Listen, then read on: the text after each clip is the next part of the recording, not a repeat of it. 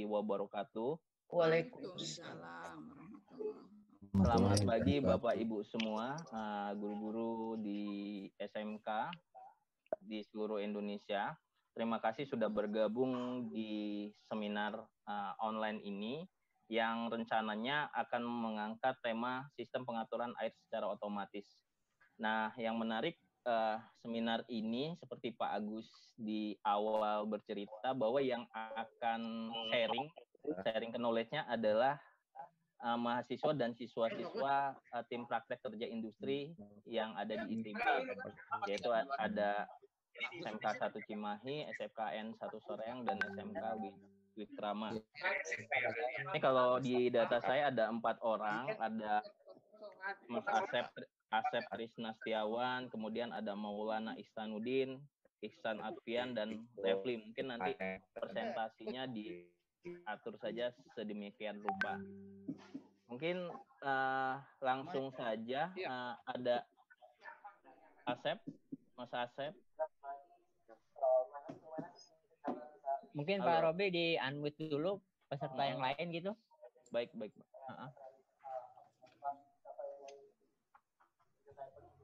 Anggaran Pak Asep itu seperti apa? Terus ya.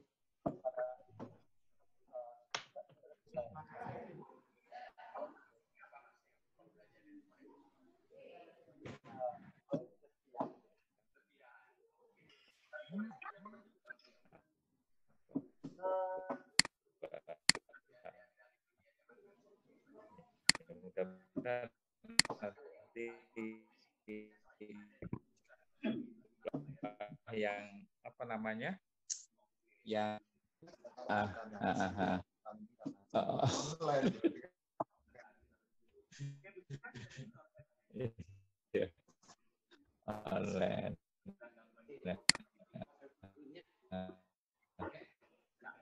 Karena semuanya berkas diupload.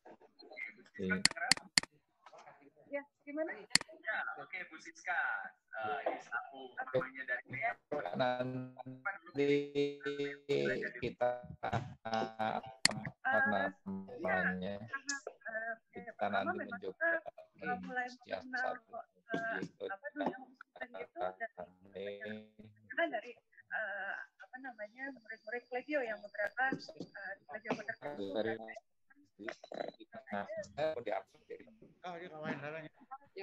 Wakil gubernur namanya kolegio tertentu. Tapi intinya kita mengenal dunia homeschooling dari beberapa anak-anak itu, gitu ya. Kita pikir itu juga yang menarik. Terus kemudian waktu Neo mengemukakan ketertarikan untuk homeschooling, gitu, kita pikir oh ya udah kenapa enggak, gitu ya. Karena memang anak ini dari pas sekolah pun dia banyak mempertanyakan kenapa sih kita mesti belajar ini, kenapa sih kita mesti kenapa tinggi, gitu ya.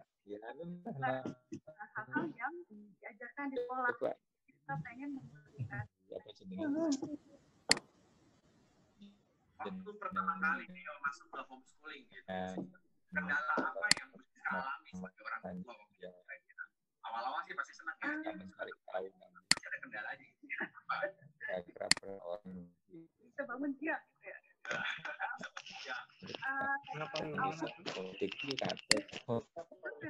Misalkan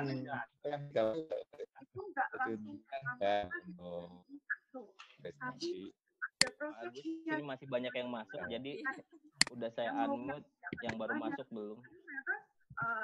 Setelah kita ngobrol dengan banyak teman-teman yang di dunia homeschooling ini memang macam-macam.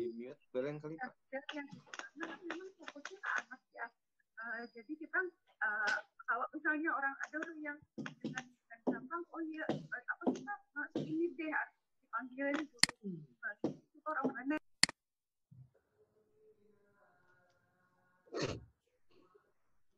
Oke, sudah saya unmute semua. Ini ada yang masih baru masuk. Berapa? Tes.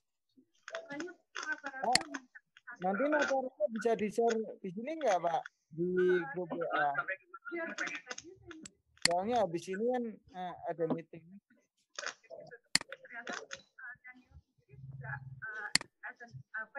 Dia cukup independent learner ya. Jadi artinya itu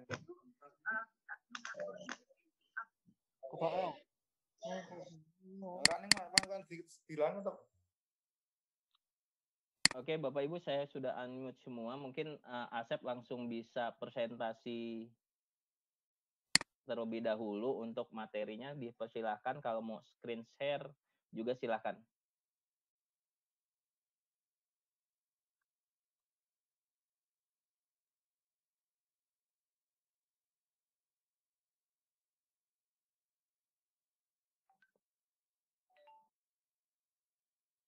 Suaranya tinggal dinyalakan.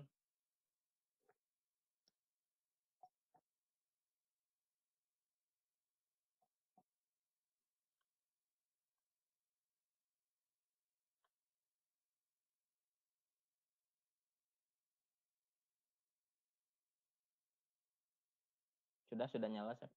Suaranya.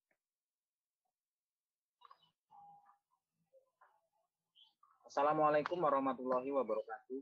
Waalaikumsalam warahmatullahi wabarakatuh. Perkenalkan, nama saya Asep Krisna Setiawan. Saya berasal dari Laboratorium IoT Fakultas Ilmu Komputer Universitas Bandar Lampung yang merupakan konsorsium PPTK ITB Bandung wilayah Sumatera. Mohon izin Bapak Ibu sekalian, pada kesempatan pagi ini saya akan sedikit menjelaskan tentang smart watering bersama 4 teman kami, ada Rafli, Maulana, dan Saudara Isan. Oke, kita mulai saja. Apa itu smart watering? Smart watering itu adalah teknologi yang memungkinkan pengguna dapat menjadwalkan dengan tepat kapan air dibutuhkan, berapa banyak air yang dibutuhkan, dengan memanfaatkan teknologi Internet of Things. Dan pengguna juga dapat memantau pengairan itu dari jarak jauh. Nah, itu adalah smart watering. Adapun kelebihannya mungkin ketepatan waktunya itu penting. Mungkin ada beberapa smart watering itu mungkin bisa diterapkan di pertanian, taman, dan lain-lain. Ada beberapa tanaman yang membutuhkan ketepatan untuk menyiram, banyaknya air yang dibutuhkan, itu sangat penting. Mungkin teknologi smart watering ini bisa membantu untuk masalah itu. Oke, selanjutnya, di smart watering ini ada apa aja instrumennya. Nah, untuk yang di layer paling bawah di device itu ada beberapa instrumen, ada beberapa device yang dibutuhkan. Nah, sebenarnya di smart watering ini merupakan gabungan dari aktuator dan sensor, gitu. Jadi nantinya si user ini dapat men-trigger kapan air itu dikeluarkan, itu menggunakan sensor, dengan menggunakan sensor atau menggunakan penjadwalan, begitu. Kalau menggunakan sensor berarti misalkan kelembapan berapa air ini harus hidup. Kalau menggunakan jadwal berarti kapan air ini akan dikeluarkan dan berapa lama air ini akan dikeluarkan, seperti itu. Nah, nanti terkait instrumen ini apa saja sensor-sensornya ini akan dijelaskan secara detail oleh saudara kami Maulana. Oke, selanjutnya alur kerja sistemnya seperti ini. Di layar paling bawah itu ada device, ada alat, nanti dikoneksikan ke internet. Setelah itu ini ada Mrs. Broker. Nah, Mrs. Broker itu apa nanti akan dijelaskan oleh saudara Isan. Nah, kenapa kita harus pakai Mrs. Broker? Karena di sini ini adalah sistem antrian yang diperuntukkan supaya nanti tidak terjadi lag ketika datanya banyak data. Jadi di sini ada masukin dulu di sistem antrian. Nah, untuk sistem formasinya di sini nanti bakal ada mobile sama web. Nanti pengguna dapat men-setting jadwal melalui mobile, kapan waktu disiram, berapa lama disiram, gitu nanti bisa setting via mobile-nya. Oke, mungkin selanjutnya akan disambung oleh saudara Maulana mengenai ada apa aja sih di komponen paling bawah, di layer paling bawah itu di alat ini. Nah, saya serahkan kepada saudara Maulana. Saya persilahkan.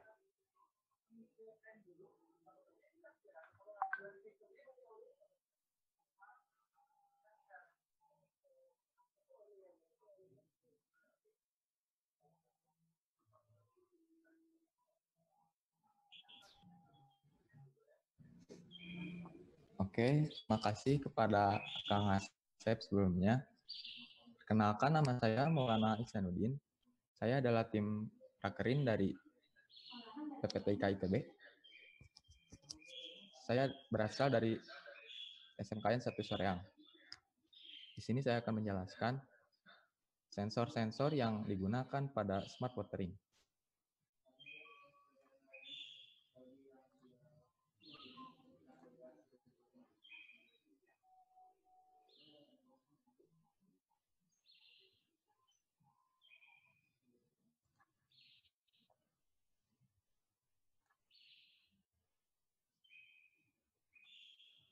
Nah, pada smart watering ini ada 3 sensor yang digunakan untuk alat ini. Yang pertama ada positive soil moisture, yang kedua yaitu water level sensor, dan yang ketiga water flow sensor. 3 sensor ini menggunakan microcontroller Node MCU sebagai penggeraknya. Node MCU yang terhubung dengan RabbitMQ sebagai message broker. Langsung saja ke pembahasannya. Yang pertama ada capacitive soil moisture. Pada smart watering, sensor ini memiliki peran sebagai pendeteksi tingkat kelembaban tanah, juga dapat digunakan untuk menentukan apakah ada kandungan air di sekitar sensor. Penggunaannya yaitu sensor ini ditanamkan pada tanah yang akan dideteksi kelembabannya. Sensor ini membaca kelembaban tanah berupa nilai tegangan yang menyatakan 2 kondisi, yaitu basah dan juga kering. Jika sensor membaca tegangan lebih dari 3,7 volt, maka tanah tersebut bisa dinyatakan kering. Jika sensor membaca tegangan kurang dari 3,7 volt, maka tanah tersebut dinyatakan basah. Kemudian, data tegangan dikirim kepada RMQ untuk diolah oleh worker, untuk ditampilkan ke website dan dikirimkan pada node MCU yang terhubung dengan aktuator untuk melakukan penyiraman. Penentuan nilai 3,7 volt ditentukan oleh nilai ADC. Ini adalah bentuk dari capacitive soil moisture.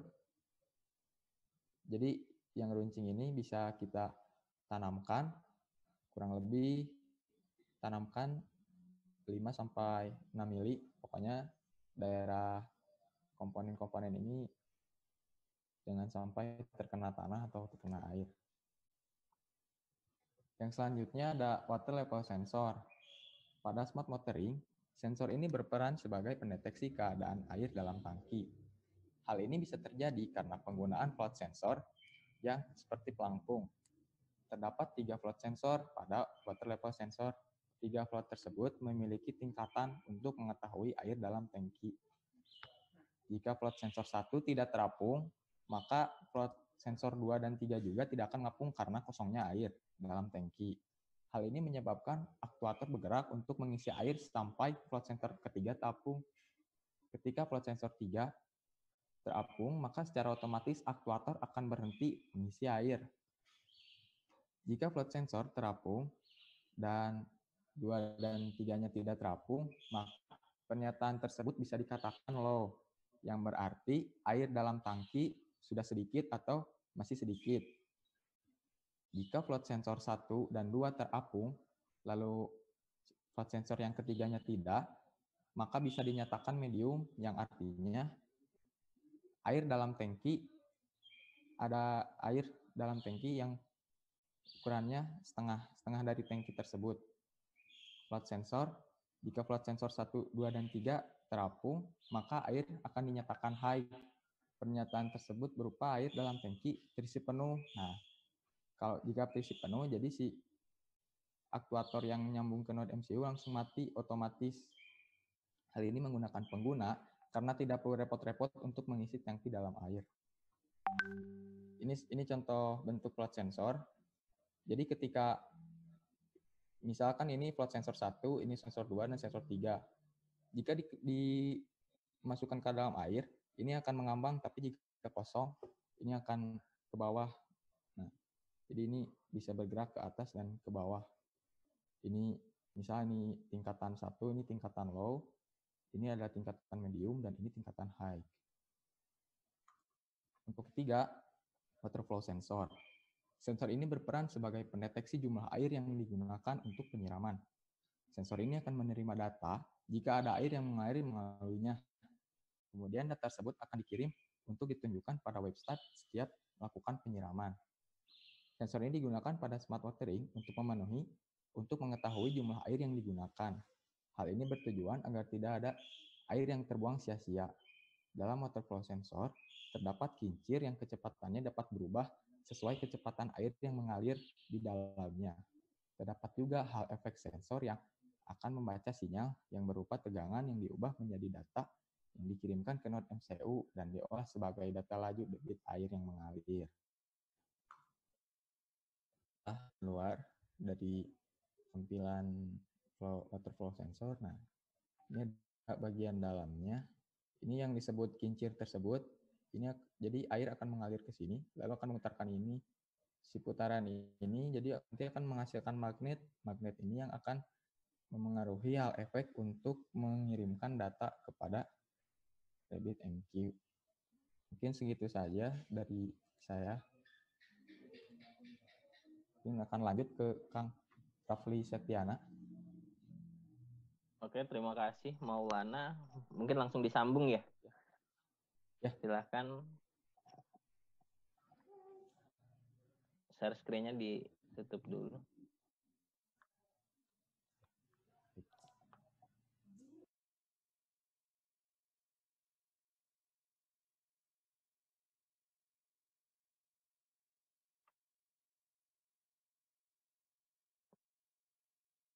Assalamualaikum warahmatullahi wabarakatuh. Waalaikumsalam warahmatullahi wabarakatuh.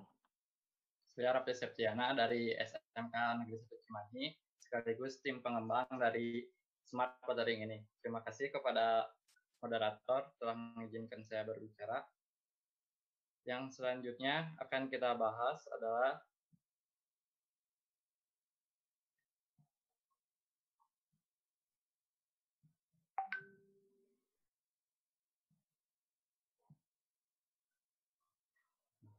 dari tadi kan kita sudah ngomongin tentang IoT, tentang smart watering, tapi kita belum tahu pemaparan IoT itu seperti apa. Saya di sini cuma mengulang saja. Mungkin Bapak Ibu sekalian sudah pada tahu IoT gimana, cara kerjanya gimana. IoT, Internet of Things, adalah sebuah konsep di mana satu perangkat bisa terhubung ke perangkat lain menggunakan koneksi internet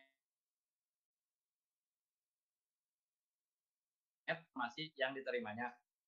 IoT bekerja dengan memanfaatkan suatu argumentasi pemrograman di mana tiap-tiap perintah argumen tersebut bisa menghasilkan suatu interaksi antar mesin yang telah terhubung secara otomatis tanpa campur tangan manusia dan tanpa terbatas jarak berapapun jauhnya.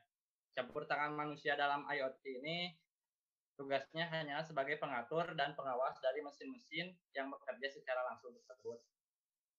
Nah, itu hanya sedikit tentang Internet of Things. Selanjutnya adalah sistem elektronik atau komponen utama yang berada di smart watering ini. Yang bagian ini adalah bagian sensor, yaitu capacitive thermistor yang sudah dijelaskan oleh Saudara Maulana. Jadi kenapa sih kita menggunakan sensor ini? Kenapa nggak yang biasa aja? Soalnya sensor ini memiliki keunggulan yaitu lebih tahan terhadap korosi. Dan walaupun harganya lumayan mahal, tapi sensor ini dalam pembacaan datanya bisa lebih stabil dan bisa bertahan lama secara umur. Dan yang kedua ini adalah node MCU versi 0.9. Dan yang di bawah ini sama node MCU versi 1.0. Kedua mikrokontroler ini adalah keluarga dari SP8266, hanya berbeda versi. Yang versi 0.9 ini digunakan untuk sensor. Kenapa dua-duanya nggak sama versinya gitu? Soalnya yang versi 0.9 ini memiliki keunggulan itu lebih kecil, dan jadi untuk menghemat tempat dalam pembuatan casing di sensor tersebut. Walaupun port inputnya lebih sedikit, tapi tegangan output dari node MCU versi 0.9 ini ada yang 5 volt, jadi cocok digunakan untuk sensor capacitive soil moisture. Sedangkan yang non-MCO versi 1.0 keunggulannya itu lebih banyak dari segi pin. Jadi kita kan smart watering itu nanti akan menggunakan relay yang 8 channel. Nah, relay 8 channel ini kan menggunakan banyak pin out. Jadi dibutuhkan microcontroller yang memiliki banyak pin out juga. Nah, di sini sangat cocok. Sedangkan yang ini seperti water level control sama water flow kan sudah dijelaskan sama saudara Mona. Di sini ada relay sendiri berfungsi sebagai saklar elektronik yang untuk membuka atau menutup suatu aliran listrik. Di sini ada solenoid valve. Solenoid valve berfungsi sebagai katup.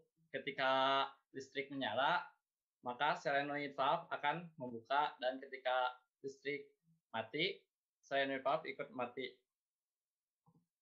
Nah, di sini ada wiring relay dari relay ke solenoid dan AC 220 volt. Jadi AC itu memiliki 2 kabel, ada fasa dan netral.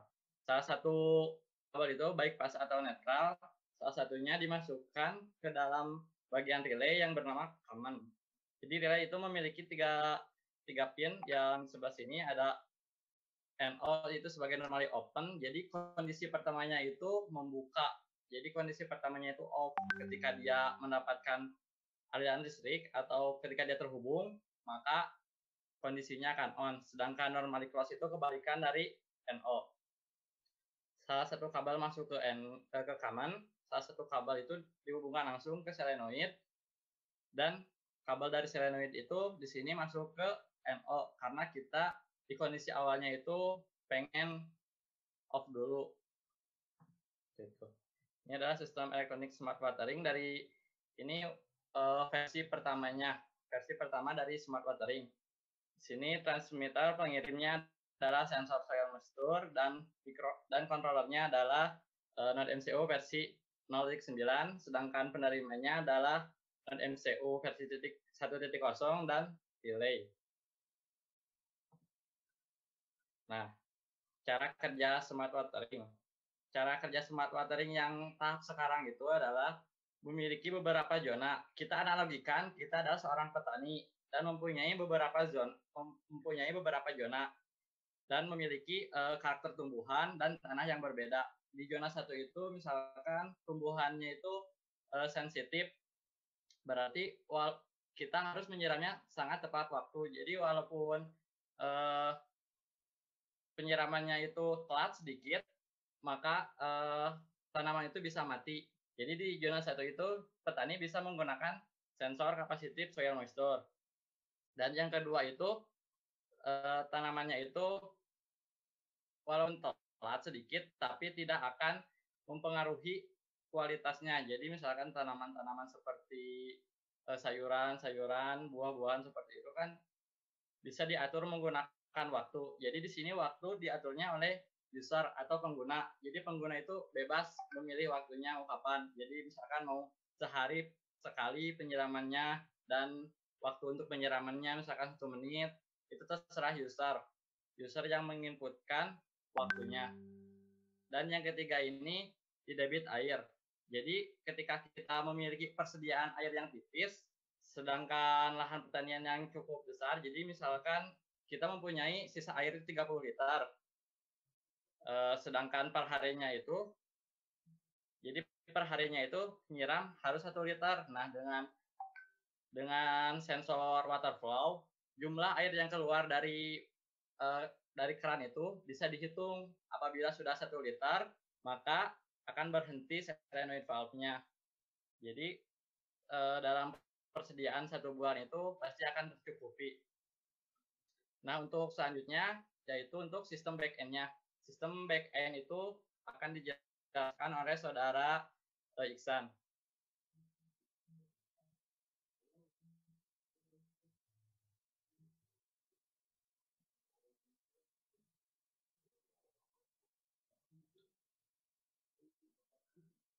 Kepada Saudara Ihsan, silahkan dijelaskan back-end-nya.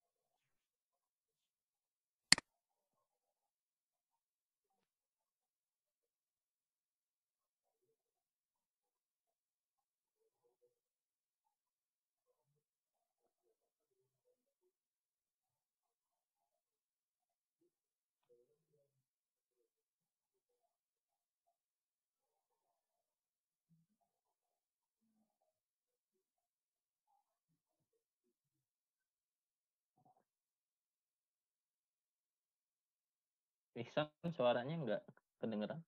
Ihsan.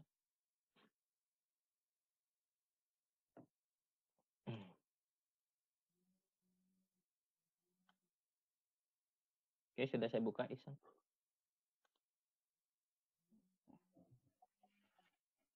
Assalamualaikum warahmatullahi wabarakatuh. Waalaikumsalam warahmatullahi wabarakatuh. Perkenalkan, nama saya Iksan Arfian Nugraha dari SMK Wikrama Bogor. Di sini saya akan menjelaskan tentang back-end smart watering system. Yang pertama, alur kerja sistemnya dulu.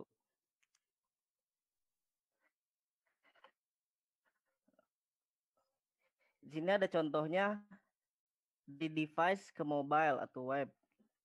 Dari device, misalnya device sensor ini soil kondisi tanah,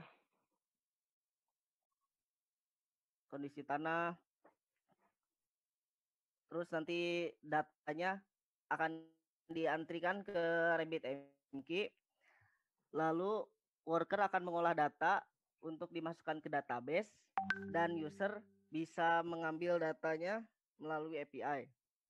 Itu untuk contoh dari device ke mobile. Selanjutnya program yang digunakan. Program yang digunakan di sini ada Node.js. Node.js adalah server side dari bahasa JavaScript. Kenapa memakai Node.js untuk backend ini? Karena Node.js memiliki performa yang sangat baik sehingga membuat lebih produktif. Node.js juga ringan untuk melakukan development, ditambah dengan 400.000 lebih paket NPM yang sudah tersedia.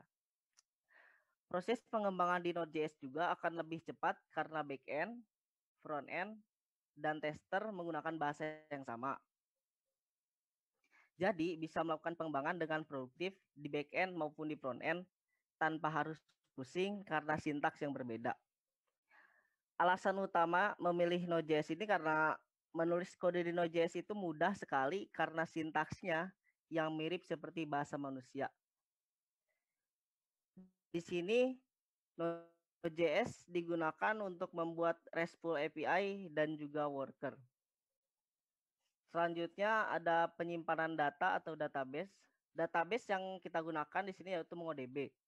MongoDB merupakan salah satu database NoSQL dengan basis dokumen yang cukup mumpuni. Alasan kenapa memilih MongoDB untuk proyek ini karena MongoDB menawarkan high scalability dan automatic scaling. MongoDB ini jenis database NoSQL yang berarti dia menyimpan data dalam bentuk dokumen JSON yang mana jika ada banyak data yang harus diproses, performanya akan jauh lebih baik daripada database SQL biasa seperti MySQL, SQL Server, dan lain-lain. Terus ada RabbitMQ. RabbitMQ ini nih untuk antrian pesan atau yang biasa disebut message broker. Message broker dalam programming adalah suatu mengatur pesan yang dikirim oleh pengirim dan dapat diterima oleh penerima. Ada jenis message broker di luar sana, namun kita memakai RabbitMQ ini untuk mengembangkan sistem irigasi cerdas karena RabbitMQ cukup reliable dalam handling banyak data dan dapat agnostik yang mana support cross programming language. Selain itu juga RabbitMQ ini mempunyai fitur yang namanya consumer acknowledgement, yang mana dia dapat memonitoring status message yang dikirim. Contohnya, jika pengirim konsumer gagal, maka data message tersebut tidak akan hilang, tapi akan disimpan dan diantrikan sampai message tersebut itu baik. Terus backend service-nya. API. API adalah singkatan dari Application Programming Interface. Penggunaan API di sini untuk memanipulasi data yang masuk maupun keluar dari database yang diakses oleh user di web maupun mobile. API ini digunakan saat akan memproses data yang jarang diakses karena kecepatan API ini yang sangat terbatas. Tujuan penggunaan API ini adalah untuk mempercepat proses development. Dan yang terakhir ada worker. Worker bisa diibaratkan sebagai seorang tukang pos. Dia akan menerima pesan yang dikirim oleh sender, lalu memforward pesan tersebut kepada receiver. Kenapa memakai worker? Karena device yang dipakai banyak, maka kita butuh pengolah data yang real time. Apa saja data yang diolah? Misal, device mengirim MAC dan pesan. Worker ini akan mengolah data tersebut menjadi MAC yang akan jadi alamatnya, terus pesan sebagai paketnya.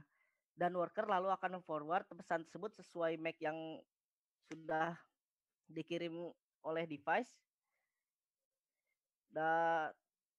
Dan pesannya akan diterima oleh device secara real time. Cukup untuk backend. Oke, terima kasih Ihsan. Ada yang mau presentasi lagi? Cukup ya?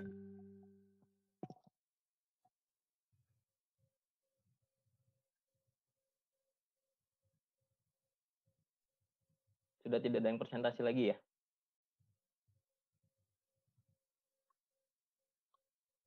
Oke, Bapak Ibu semua, itu presentasi dari siswa-siswa kita. Ada mahasiswa juga dari Universitas Bandar Lampung di Fakultas Ilmu Komputer. Mungkin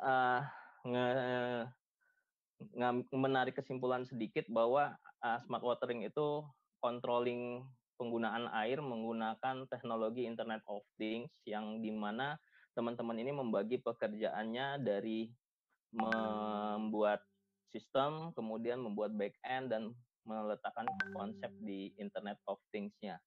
Mungkin kalau ada tambahan atau pertanyaan dari Bapak Ibu semua, saya persilahkan, atau kita sharing aja. Karena ini murid-muridnya takut mungkin nanti untuk sesi tanya jawab. Jadi mungkin sharing saja untuk sesi kali ini. Silahkan. Kalau ada yang ingin menanggapi juga boleh.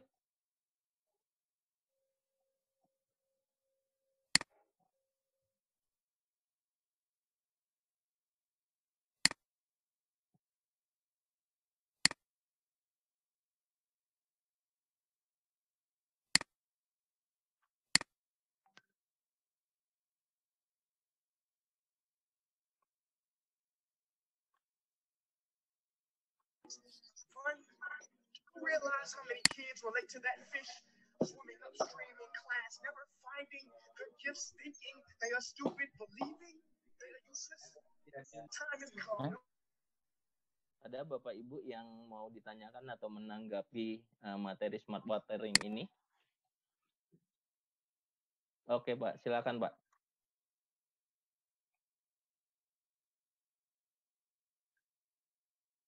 Baik, Pak.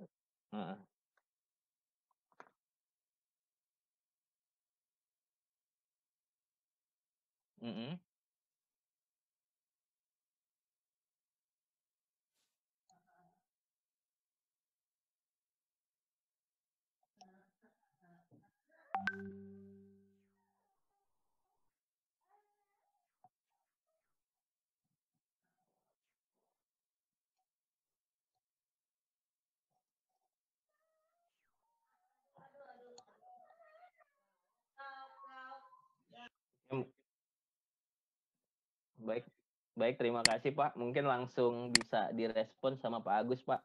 Ini masalah sinyal, karena Internet of Things kan pasti berhubungan sama sinyal ya Pak. Oh iya. Pak Agus bisa bantu. Ya, terima kasih Pak Robi dan Bapak Ibu sekalian. Mungkin saya usul ke timnya Mas Asep, produknya dimunculkan mungkin dalam bentuk video ya nanti supaya supaya ketahuan produknya seperti apa. Yang saya boleh tanggapi, smart watering ini bukan hanya untuk di pertanian, tapi juga di pekarangan, misalnya pekarangan rumah, pekarangan sekolah, karena mengatur pengaturan air ya. Seperti itu. Jadi segmennya bisa meluas kemana-mana, dan kalau dilihat dari komponennya kan ada semua di pasaran, hanya PCB-nya mungkin ya Mas Rafli ya yang ada di ITB, yang cuman yang di ITB PCB-nya aja ya. Itu yang pertama. Yang kedua mengenai jaringan, memang kami beberapa bulan yang lalu PPTK ITB dengan salah satu operator. Jadi operator itu ternyata bukan hanya GSM Bapak Ibu sekalian, bukan hanya pakai kartu, tapi juga ada operator yang mulai masuk ke Indonesia dengan mengusung ininya namanya low power wide area. Jadi low power sekali. Jadi kebayang Bapak Ibu kalau IoT ini ditaruh tadi di kebun, di lahan gambut yang tidak ada listriknya, harus menggunakan power. Powernya apa? Baterai, misalnya baterai A3. Berarti kan low power, yang low power itu dengan menggunakan baterai kemudian harus tahan. Tahannya berapa lama? Bisa 6 bulan sampai 2 tahun. Nah, ada operator yang sudah menyiapkan modul seperti itu. Dan tidak tergantung dengan GSM, jadi karena pakai satelit ya. Dan murah harusnya, misalnya 150.000 setahun bayar kuotanya. Modulnya bisa tahan lama dan harus murah. Tadi Mas Asep bilang sangat mahal, mungkin versinya Mas Rafli ya, mahalnya siswa ya. Tapi kalau biasanya harusnya kalau dilihat, mungkin Bapak Ibu guru sering beli alat soil moisture itu harganya murah-murah semua gitu ya. Saya prediksi smart watering harusnya modulnya saja harusnya masih di bawah 300.000 alatnya. Nah, di Banjur sakupa Maya beneran ya? Ya. Di Banjur tinggal ya, jadi kalau masalah disesuaikan dengan keadaan, Nabila Maya.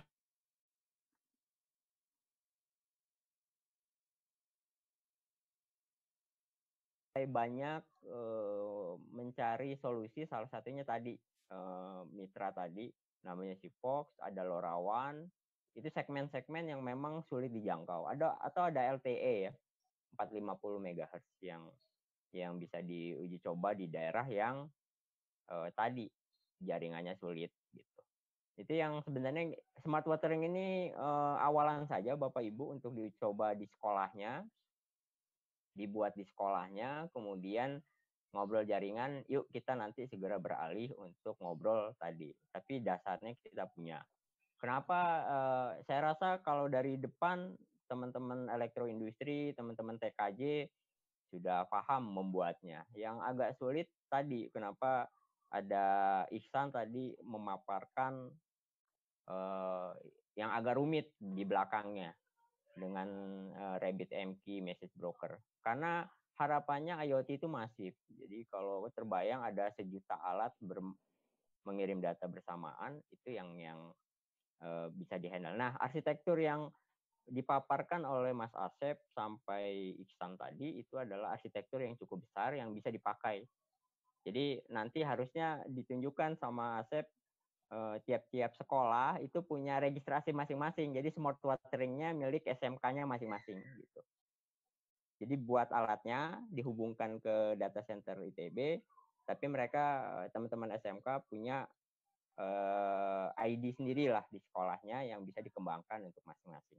Minimal di sekolah untuk di pekarangan sekolahnya atau di rumah gitu. Kalau koneksi, insya Allah solusinya sudah mulai kelihatan. Pak Muhammad, kita nanti bulan depan mengadakan training untuk mitra baru. Makanya ini kita lagi menjaring nih teman-teman yang bersedia membangun bersama ya, dimulai dari smart watering karena alatnya Saya rasa harusnya teman-teman TKJ, elektroindustri, atau RPL bisa membuatnya. Gitu, Mas Muhammad. Ya. Ya. Iya. Perusahaannya namanya Sigfox. Ada Lorawan. Nah, yang Sigfox itu kita sudah alhamdulillah PPTIK dipercaya untuk membangun ekosistemnya. BTS-nya juga sudah ada. Jadi mereka akan bangun BTS di tempat tertentu kalau diperlukan gitu. Misalnya di sekolah atau di daerah Bapak Ibu yang jaringannya susah, mereka akan bangun kalau ada nilainya gitu. Nah, itu yang sedang, makanya dari yang sekarang ini kami akan bangun mulai dari smart watering, membuat dicoba di sekolah, ya mungkin pakai modul yang umum, nanti akan beralih ke modulnya Sigfox misalnya, atau Lorawan atau yang lain, gitu. Bapak searching aja Sigfox, itu bulan kemarin baru diresmikan oleh Pak Menkominfo. Saya mengajak sebenarnya teman-teman SMK itu membangun industrinya di sekolahnya masing-masing gitu, karena mereka akan support modulnya dan support pengembangannya. Dan kalau GSM kan hanya ada di Indonesia saja ya Pak ya, internetnya ya. Kalau ke negara luar pasti ganti kartu. Kalau mereka tidak, di 70 negara nggak roaming gitu. Jadi kita bisa pangsa pasarnya untuk mengembangkan IoT-nya di 70 negara itu misalnya. Gitu Pak. Ini tahapan awal sebenarnya, PPTIK ITB bersama konsorsium mencari partner untuk tadi membangun industri IoT di sekolahnya gitu. Dimulainya dari smart watering sebenarnya. Gitu Pak Muhammad. Iya, monggo Pak. Oke, silakan Pak.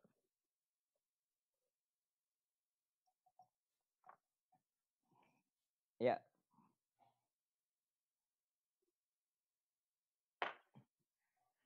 Ya.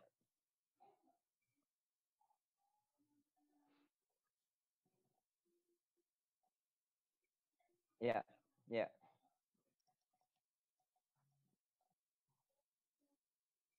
Ya.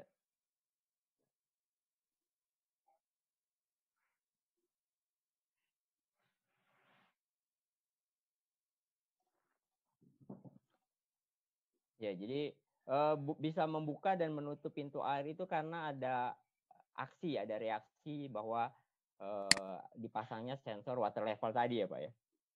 Gambut memang harus saya pernah 2-3 tahun yang lalu pernah riset untuk gambut, tapi untuk kebakaran.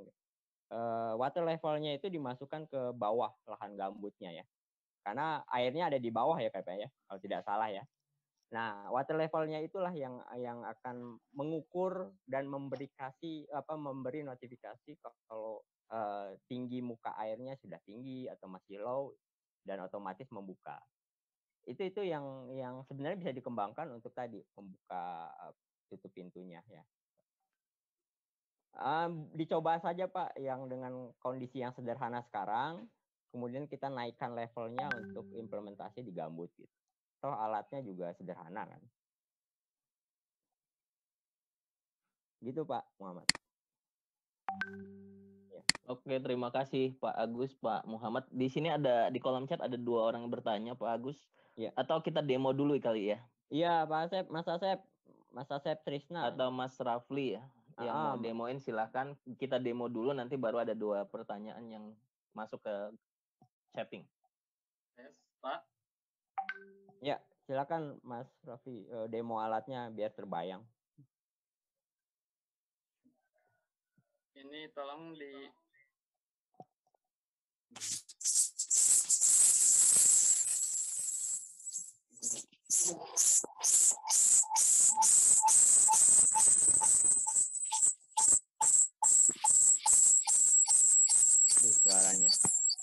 Suaranya ini ya. Apa nih Rafli?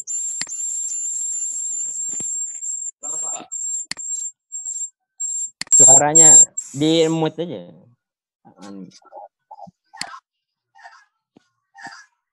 Mungkin pakai video mungkin ya.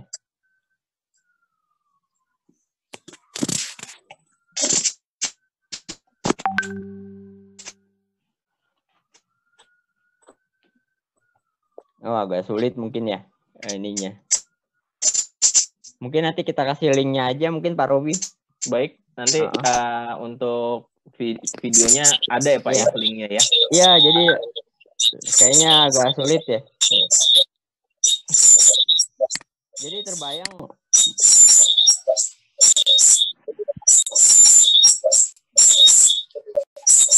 mungkin di unmute aja Pak Robi.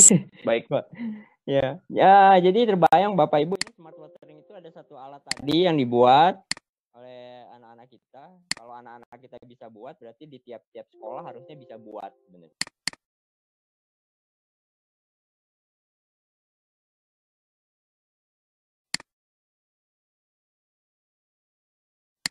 Airnya kering atau airnya butuh air, dia membuka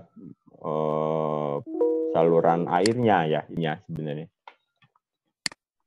Nah, kalau ini ada pertanyaan dari Pak Robi ya. Iya, baik. Dari Rizky Fauji Ahman dari SMA Angkasa Husein Pak Agus. Iya. Aplikasi Arduino ini bisa dibuat dalam cloud ya. Mohon dicerahkan Pak Agus. Iya, ini harinya memang udah panas.